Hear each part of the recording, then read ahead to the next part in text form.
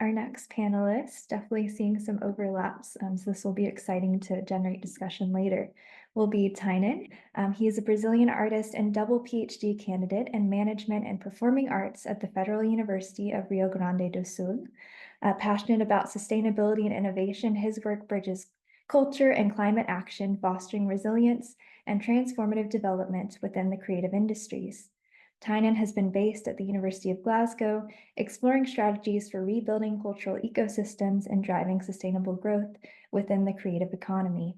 So today, Thainan is presenting their project, Collaborative Technologies for Sustainable Cultural Ecosystems, a Brazil-Scotland research exchange. Thank you. So, just, yeah. So, hello everyone. As Mattea introduced, my research is called Collaborative Technologies for Sustainable Cultural Ecosystem, Brazil-Scotland research exchange. I come, as Mattea also said, from the Federal University of Rio Grande do Sul, which is the southernmost state in Brazil. And here I'm being hosted by the University of Glasgow under the Professor Mark Banks.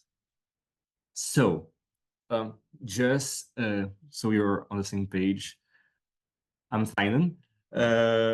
I think it's important to inform where I speak from. I've got a meowy cat here, so you might hear it sometimes.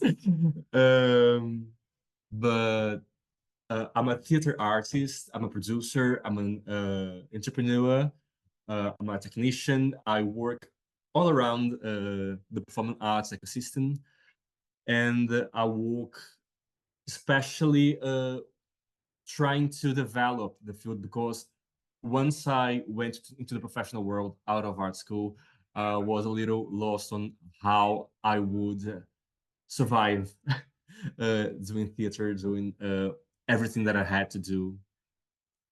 So I am from Porto Alegre, which is the southernmost capital of Brazil. As I said, it's right there on that small X. It's very well known for a beautiful sunset because of its unique latitude. It's a very big city.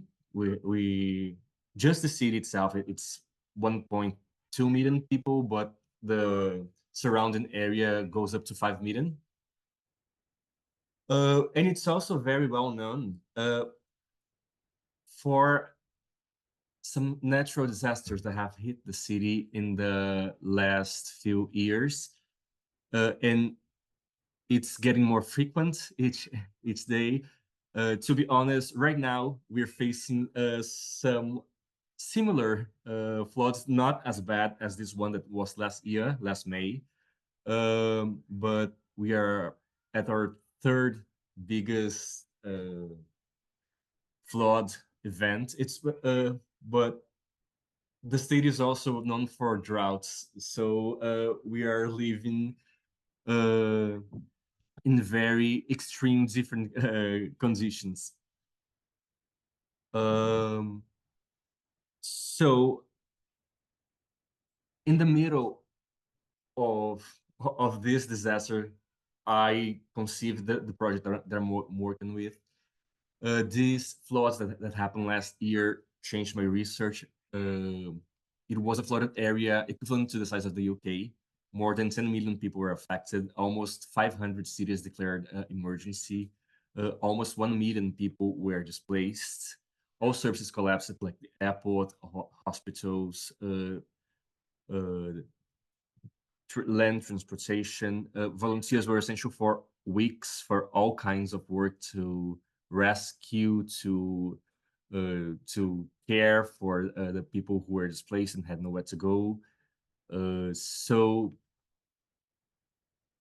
as we are diving into this world of extremes, I was asking myself, what can an artist do in the in the middle of a crisis? So at the peak of the crisis, what I did was volunteer as a rescue worker. I use my theater abilities to lie that I was a firefighter. Don't do that. But the rescue teams who were composed of volunteers didn't know many parts of the city as I did. So I just went there and tried to do my best to act in a time of crisis. Uh, while asking myself what I could do as an actor, what I could do as a playwright to make this scenario better, because I've always done some work to make people more conscious, but I was fearing this wasn't enough. Uh, the cultural sector was heavily impacted by this, has been heavily impacted. This is an example of Porto Alegre as well. This is our museum Mattea that was heavily affected. Lots of works were damaged. Lots were saved as well because volunteers went there and created plans to evacuate as soon as possible, but not everything could be saved. This is a large cultural center in the city that had movie theaters, galleries, and it was largely impacted as well. So what can an artist do if we are being a victim of these disasters, and we have to get prepared for it? Parallelly, up until then, I was already researching innovation ecosystems in culture. So how, from a view of the performing arts, but in the performing arts, we congregate lots of different fields, from visual arts to dance to music to cinema. We use all technologies we have at hand, all artistic languages we have at hand, and I was trying to see how the relationship between these different agents could help the sustainability of the economical and social parts of the theater activity. So I just added the environmental part as I was in this time of crisis. The original research was how can collaborative technologies strengthen these ecosystems. So technology as in its origin, as technique, as a know-how, as savoir-faire, not just as digital technologies, but also what we have to develop to know how to use these devices, how to use these mechanisms, all the practice, the methodologies that we have to create in order to operate new devices. And I've always learned that collaboration is the core technology in theater. Like our work is architecturing relationships so our processes can work. We always work with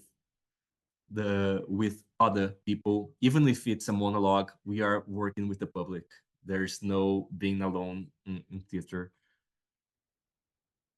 And as I was volunteering during floods, I saw how collaboration was a tissue that kept everything together. That's how we were operating. So I shifted my research to how collaborative technologies can strengthen cultural ecosystems against climate change, because it has environmental impacts, it has financial impacts for cultural organizations, it has social impacts for cultural workers that are being targeted by these, that are victims of these disasters, as well as the audiences that when people lose everything in a flood, in a fire, they won't have money to go to the theater. They won't have time to think about this. Even though we all know culture isn't an essential part of life, it's also something that people will not consider a priority if they are in desperate need of something. So I've been in this field since very different concepts from strategies like resource sharing and collective advocacy to seeing how different phenomena occur, like competition, like isomorphism, like how different organizations cooperate and compete, just like in a natural ecosystem, just like a large tree next to a small one can at the same time compete for resources, but also can offer shelter to one another, can offer nutrients to one another. How different organizations will adapt and copy each other, so they have a sense of belonging, so they have a collaboration that can lead to co-evolution of everyone. This is somehow challenged by crab mentality, especially in the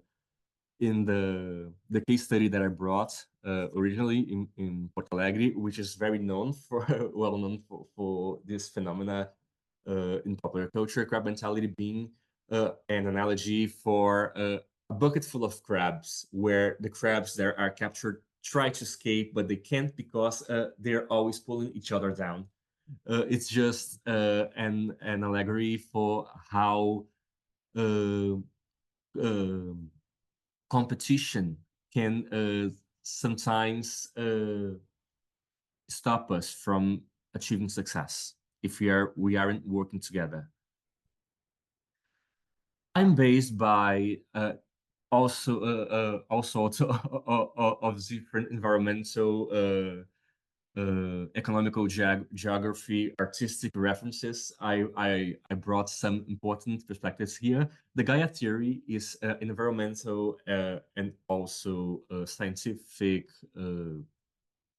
idea of the Earth working as a sentient being, as an auto-regulatory entity, where my actions will have impact over all of the ecosystems, which can also be true if we think about a cultural ecosystem, for example, a shift in political parts or in the media or in the audiences can and will impact the cultural producing, can and will impact the financial gain of organizations.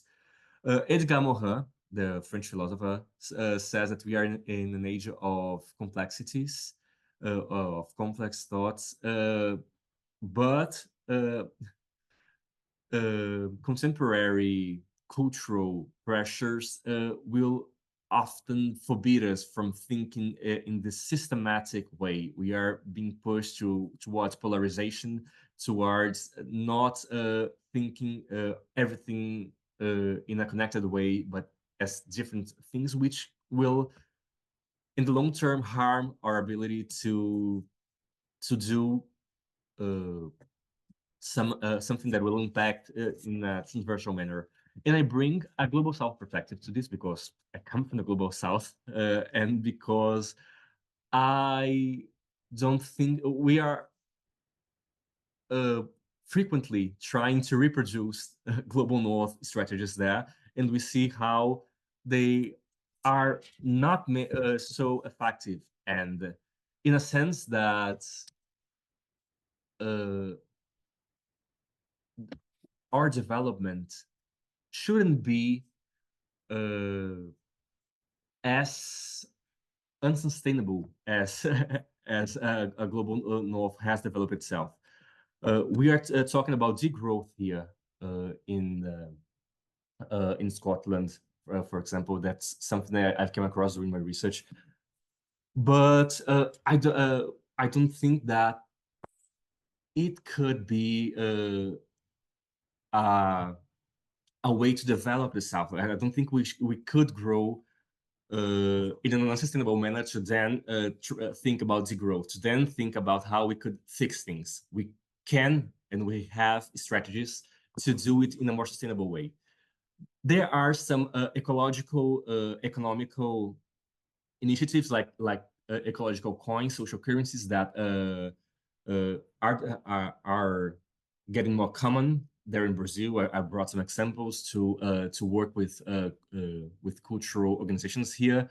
Social currencies that give credits in exchange for trash, for example, so people can use that in local economies. The same can be used in cultural collectives like cultural credits, aiming to create solidarity exchange networks of production. And that's where Goody, initiative that I'm working with, was born. It's a cultural platform that we are developing, being informed by the research here in Scotland.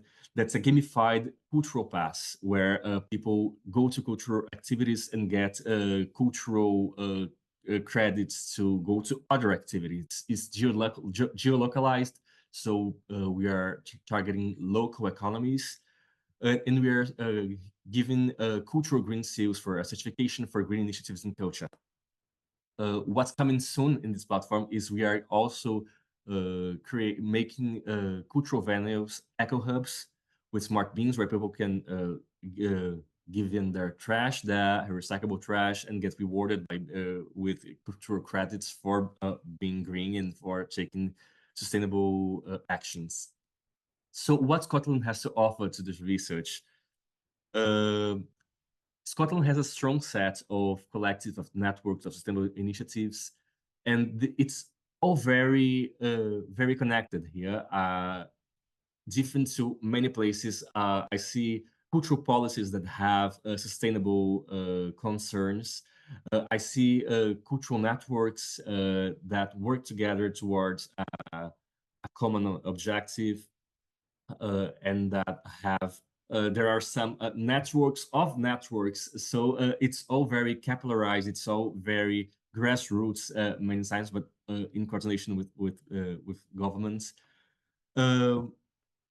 And I came here to investigate then this ecosystem dynamics, how these more coordinated ecosystems can work, how smoothly they work, what are the key metrics for this success, their needs, their innovation strategies, their sustainable efforts, how that can be replicable to other contexts, what has to be changed, what can be used as inspiration. So I'm still here in Scotland. I'm still in the middle of this research, so I still have more to develop in this front, but I'm doing lots of interviews with different kind of organizations, from cultural organizations to policymakers to restaurants to hotels, and different organizations that also take part of this ecosystem. And this will inform the future research, and will inform the actions that we are taking part of to be replicable in Brazil, and futurely recreating sites here with local organizations to replicate here in Scotland. That went a little bit over time, but thank you.